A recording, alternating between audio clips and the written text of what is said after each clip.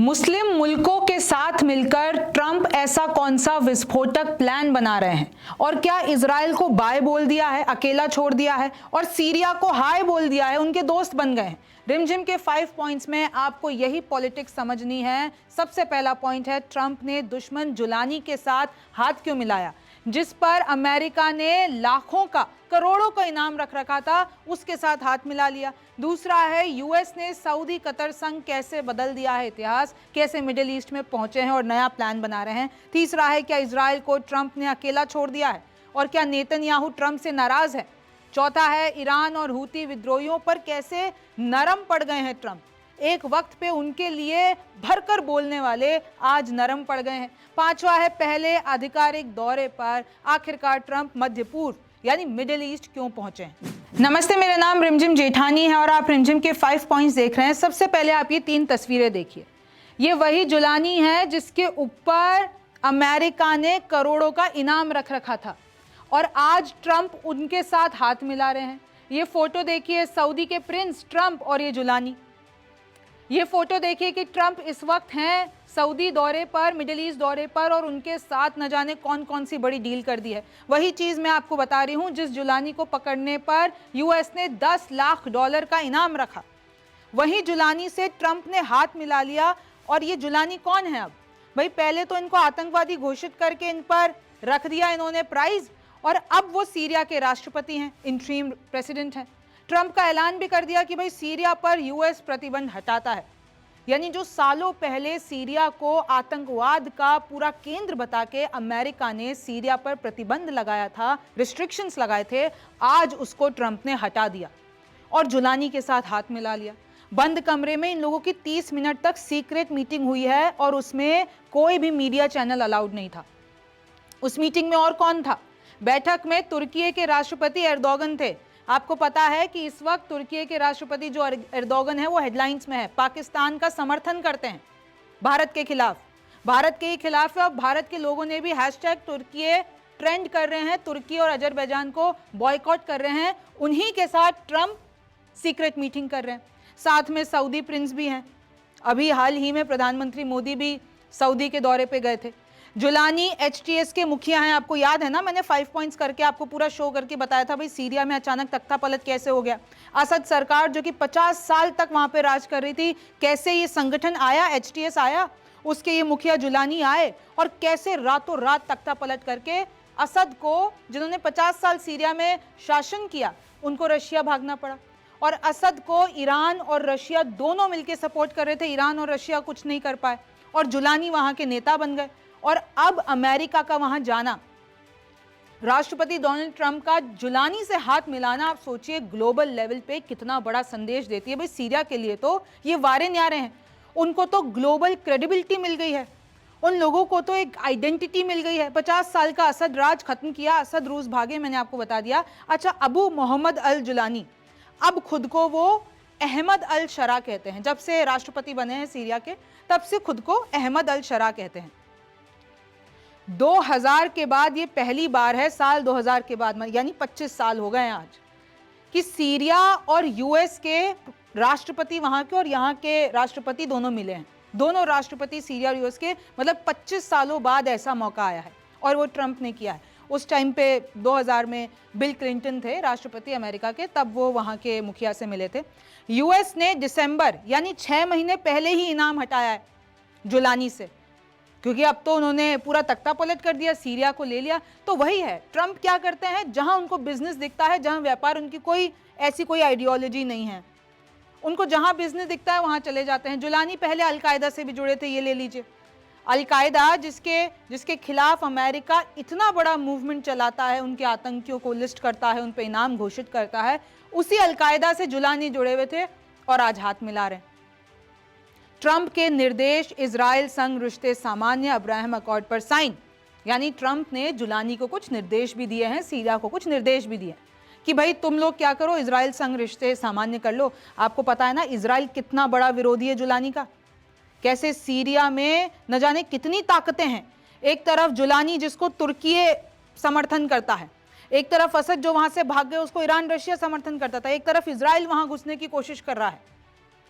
तो अब ट्रंप के निर्देश हैं कि भाई अगर सीरिया यानी जुलानी इजराइल संग रिश्ते सामान्य कर ले, अब्राहम अकॉर्ड जो कि इजराइल और मिडिल ईस्ट के देशों में एक पीस समझौता है उस पर साइन कर दें, सारे विदेशी आतंकियों को सीरिया छोड़ने का आदेश दे दिए, फिलिस्तीन आतंकियों को देश से बाहर निकलवाएं, तो फिलिस्तीन के लिए तो बुरी बात है ही, इस्लामिक स्टेट को फिर से एक्टिव होने से रोकें। अब जुलानी वो करें तब की बात है, भाई हाथ तो मिला लिया। यूएस ने सीरिया पर 1979 में लगाए थे प्रतिबंध और अब ट्रंप ने ऐलान कर दिया कि मैं हटाता हूं। अब देखिए, राष्ट्रपति डोनाल्ड ट्रंप इस वक्त मिडिल ईस्ट दौरे पर हैं और हमेशा का ये मतलब पहली बार उन्होंने ऐसा किया है कि मिडिल ईस्ट, किसी भी राष्ट्रपति ने Middle East as a official, क्योंकि जब से सत्ता में बैठे हैं अभी तो कोई आधिकारिक विजिट नहीं हुई थी, तो इन्होंने मिडिल ईस्ट चुना क्योंकि मिडिल ईस्ट में अभी सबसे ज्यादा बिजनेस है। डोनाल्ड ट्रंप का ये 4 दिवसीय दौरा है। वो किस तरीके से पहली बार कतर में, मतलब ये पहली, इतिहास कैसे पलटा है, पहली मर्तबा ऐसा हुआ है कि कोई भी यूनाइटेड स्टेट्स का प्रेसिडेंट कतर में गया है आधिकारिक विजिट पे, तो ये कतर के लिए भी बड़ी बात हो जाती है। कतर के जो एमिर हैं वो डोनाल्ड ट्रंप के साथ मिडिल ईस्ट के पीस के बारे में बात करते हैं और आपको पता है कि कैसे कतर एक मुख्य रोल निभाता है मीडिएशंस में। अच्छा, जब ट्रंप से पूछा गया कि भाई जुलानी से मिले, कैसी रही मुलाकात, तो वो देखिए क्या बोलते हैं, great, I think very good, young attractive guy. Jolani को बोलते हैं बहुत ही नौजवान है, अट्रैक्टिव है, टफ है, स्ट्रॉन्ग है, इसका बहुत जो इतिहास है वो बहुत स्ट्रॉन्ग रहा है, फाइटर है, एक वक्त पे आतंकवादी बताने वाले आप इसको फाइटर कह रहे हैं। He is got a real shot at pulling it together, यानी वो एक बहुत ही स्ट्रॉन्ग नेता के तौर पर हैं, इनको पता है कि कैसी चीजें संभालनी अपने जीवन में, इस तरीके की तारीफ कर रहे हैं। अच्छा, अब ट्रंप ने क्या कहा है, व्हाइट हाउस ने अनाउंस किया है कि कतर के साथ यूएस ने 1.2 ट्रिलियन डॉलर की डील कर दी है।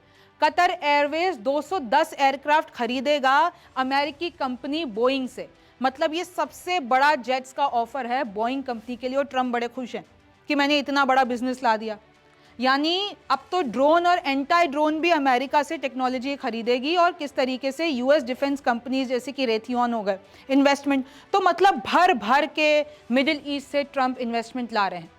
और ईरान पर क्या बोलते हैं ट्रंप, ईरान पर ये कहते हैं कि हमें चाहिए कि ईरान और आगे बढ़े, अच्छा करे, सक्सेसफुल हो, खुश रहे। सोचिए ईरान के लिए, जिस ईरान से 36 का आंकड़ा, उसके लिए कहते हैं कि आई नो कितने ईरानियन हमारे न्यूयॉर्क में रहते हैं, वॉशिंगटन डीसी में रहते हैं, ये बहुत ही ग्रेट लोग हैं और हम चाहते हैं कि इनके साथ जो भी हमारा समझौता चल रहा है वो अमन, चैन, शांति से चले और इसमें कोई भी कुछ भी ऐसा ना हो कि हमें लड़ना पड़े। अब सोचिए इजराइल का क्या हाल हो रहा होगा, इजराइल तो ये सुन के एकदम शॉक हो गया होगा। इजराइल कह रहा होगा कल तक तो अमेरिका, मतलब नेतन्याहू ट्रंप मिलकर प्लान बनाने वाले थे कि ईरान पे हमला करते हैं, उनके न्यूक्लियर पावर को तहस नहस कर देते हैं, और ट्रंप ने इधर बहुत ही अच्छे शब्द बोल दिए हैं, it's a perilous situation and we want to do the right thing, यानी हमें अब सही चीज करनी है, ट्रंप कह रहे हैं। सोचिए ईरान के लिए, we want to do something that's going to save maybe millions of life.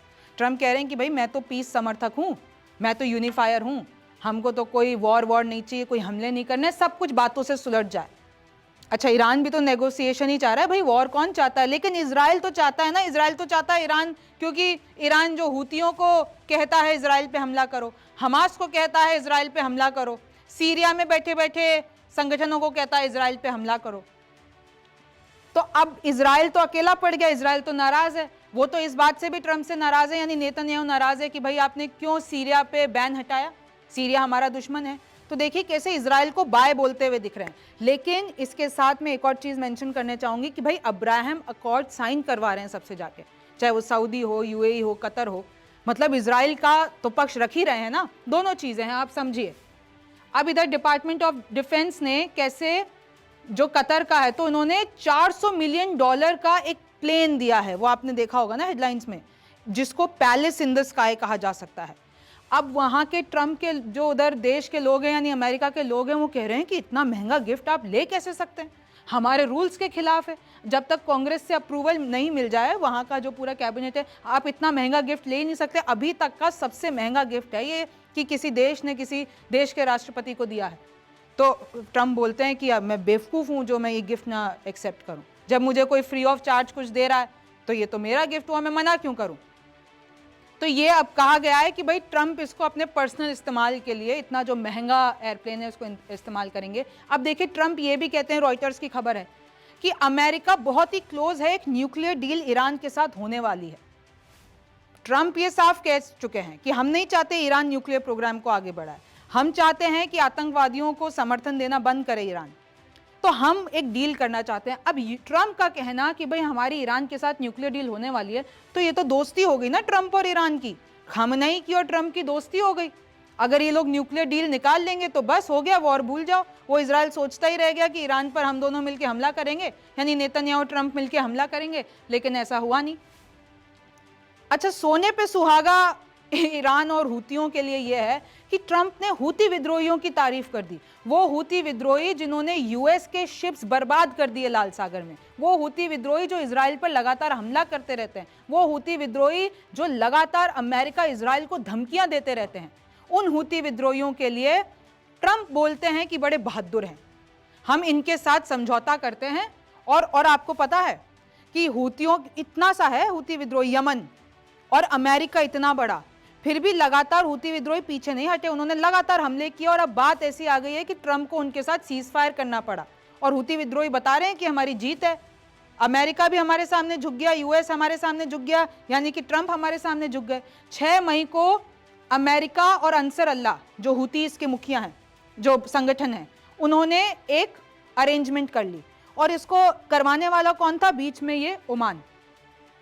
तो उन्होंने एक अरेंजमेंट कर दी कि अब से हूती विद्रोही अमेरिका के किसी भी शिप को लाल सागर में हमला नहीं करेंगे। लेकिन इसमें ट्रंप ने इजराइल का तो नाम ही नहीं लिया।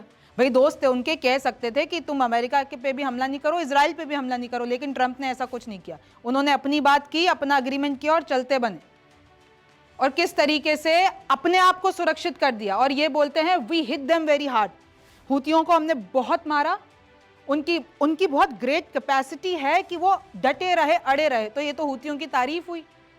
फिर कहते हैं कि you could say there is a lot of bravery there. Trump कहते हैं कि आप कह सकते हैं कि भाई हूतियों में बहुत ज्यादा ब्रेवरी है, बहादुरी है। और उधर बैठ के और कतर और कुवैत को भी बड़ा मजा आया कि अच्छी बात है, ये तो भाई लाल सागर सुरक्षित हो गया, अब हूती विद्रोही हमला नहीं करेंगे। लेकिन आप देखिए कि हूती विद्रोहियों को पीछे नहीं कर पाए ट्रंप, इजराइल मिलकर कुछ नहीं कर पाए। अब व्हाट अबाउट इजराइल? इजराइल का क्या हुआ? इजराइल तो सोचता ही रह गया। और जब ये अग्रीमेंट हुआ है उसके 2 दिन पहले ही हूती विद्रोहियों ने इजराइल के एयरपोर्ट पर हमला किया था। वो जो एयरपोर्ट है सना में, उसको पूरी तरीके से, तेल अवीव उनकी राजधानी, उधर पूरे एयरपोर्ट को सत्यानाश कर दिया था। और यूएस हूती पैक्ट में कहीं भी इजराइल का नाम नहीं है। और ये तो अब भाई हूती विद्रोही तो फिलिस्तीनियों को सपोर्ट करते हैं, वो तो हमास के समर्थक हैं, तो वो हूती विद्रोही तो कहेंगे कि हमारे गाजा की जीत है, हमारे फिलिस्तीन की जीत है, हमारे हमास की जीत है। तो इजराइल की तो हार हो गई फिर जब इनकी जीत है। तो Houthi attacks on Israel and shocked the Israelis since Trump had not bothered to consult even inform the Israeli। मतलब ये जो पैक्ट करने जा रहे थे हूती विद्रोहियों से, ट्रंप ने एक बार को पूछा भी नहीं इजराइल से, उनको बताने की भी जहमत नहीं उठाई। और इजरायली शॉक्ड हैं, नेतन्याहू नाराज हैं, ऐसी खबरें आ रही हैं कि ट्रंप से नाराज हैं। अब देखिए सऊदी अरेबिया ने अमेरिका से क्या मांगा है। कहीं ना कहीं जो बात है वो आगे अभी कोई ऑफिशियल नहीं हुई है। सऊदी अरेबिया ये चाहता है कि सिविल न्यूक्लियर प्रोग्राम बनाने का वो आगे बढ़ा सकें, सऊदी अरेबिया अपना सिविल न्यूक्लियर प्रोग्राम। हालांकि उस पर अभी बात अटकी हुई है, देखिए कि उस पर क्या करते हैं। लेकिन सऊदी अरब की मांग है, अब देखना है कि ट्रंप मानते हैं कि नहीं मानते। इधर डोनाल्ड ट्रंप ने सऊदी के साथ $600 बिलियन का इन्वेस्टमेंट जो डील है वो सील कर ली है, जिसमें से $20 बिलियन तो आप देख लीजिए एआई सेंटर्स के लिए है। अब आप सोचिए एआई सेंटर्स कितना आगे जाने वाला है। 142 बिलियन डील है डिफेंस के लिए। हर कोई अपने डिफेंस में इतना ज़्यादा, आपको पता है ना अभी भारत पाकिस्तान में क्या हुआ, कैसे हमने S-400 के बारे में जाना, कैसे तुर्की चीन के ड्रोन के बारे में जाना, कैसे हमने अलग अलग हथियारों, अलग अलग डिफेंस। तो अब हर कोई अपना डिफेंस सिस्टम स्ट्रॉन्ग कर रहा है। $80 बिलियन इन्होंने टेक में इन्वेस्टमेंट लाए। तो सोचिए कितना ज़्यादा व्यापार इन्होंने सील कर लिया मिडिल ईस्ट के साथ। ट्रंप ने रिवाज तोड़ा, सबसे पहले मध्यपूर्व गए। ट्रंप सिर्फ व्यापार देख रहे हैं। अब देखिए भाई, अगर आप मिडिल ईस्ट के बारे में सोचते हैं तो सबसे पहले क्या आता है? Oil business. फिर दूसरे पे आप हथियार ले लीजिए। तो ये दोनों चीज़ों में तो अव्वल है ही ना। तो इन चीज़ों का ही गठजोड़। तो भैया मन में सवाल उठ रहा है, ट्रंप मिडिल ईस्ट के इतने सारी कंट्रीज जा रहे हैं, उनके साथ डील कर रहे हैं, उनके साथ नाजुक हो रहे हैं, तो ये खतरा किसके लिए है? सारे मुस्लिम मुल्कों के साथ एक हो रहे हैं ट्रंप। इजराइल सीरिया से प्रतिबंध हटाने से नाराज है, मैंने आपको बता दिया। ट्रंप ने लगातार पाकिस्तान का साथ दिया।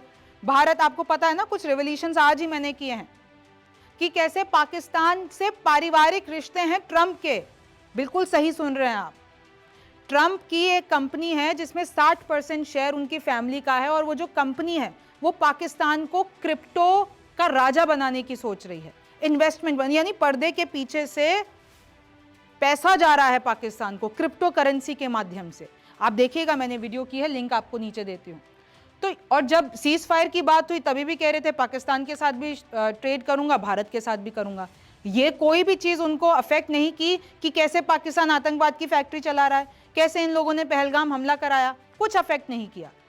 बल्कि उल्टा पाकिस्तान के साथ कश्मीर के मुद्दे पर और भारत और पाकिस्तान की ये मीडिएशन कराना चाहते हैं। लेकिन विदेश मंत्रालय ने कहा कि भाई हमें किसी भी मीडिएशन की जरूरत नहीं है, मिडिल ईस्ट में है पर इजराइल नहीं जाएंगे। ये देखिए, जब मिडिल ईस्ट तक जा ही रहे थे, कितना दूर है, चले जाते इजराइल, मिल लेते नेतन्याहू से। लेकिन नहीं, पर्दे के पीछे कौन सा नया प्लान बन रहा है मुस्लिम मुल्कों के साथ? सवाल तो यही है, किस तरीके से अभी भारत और अमेरिका के बीच में भी तनाव बढ़ रहा है।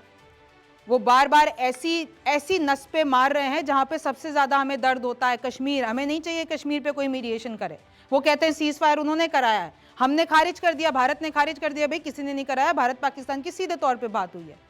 फिर आप ट्रेड में आ जाइए, टैरिफ में आ जाइए, फिर वो उधर एप्पल के सीईओ को जाके कह रहे हैं कि आप मत बनाओ, प्रोडक्शन मत करो आप भारत में, यूएस में बनाओ। तो ऐसे बयान भाई किसी भी आप ऑफिशियल तौर पे कहते हैं तो फर्क पड़ता है ना। फिर उस पे भारत क्या करेगा? एक अभी मैंने देखा कि एक बयान एक और आता है कि भारत ने कहा कि हम जीरो टैरिफ पे काम करेंगे। हालांकि उस पे जयशंकर ने भी कहा है कि स्ट्रिक्टली बायलेटरल है और उस पर ज़्यादा जानकारी नहीं दी है। पर भाई ऐसे बयान आपके ट्रेड, आपके शेयर मार्केट, आपकी ग्लोबल पॉलिसी, ग्लोबल डिप्लोमेसी को बहुत अफेक्ट करते हैं। आपको इसके बारे में क्या लगता है मुझे कमेंट सेक्शन में ज़रूर बताइए। आप रिमझिम के 5 पॉइंट्स देख रहे थे। मेरा नाम रिमझिम जेठानी है। आपसे फिर मुलाकात होगी।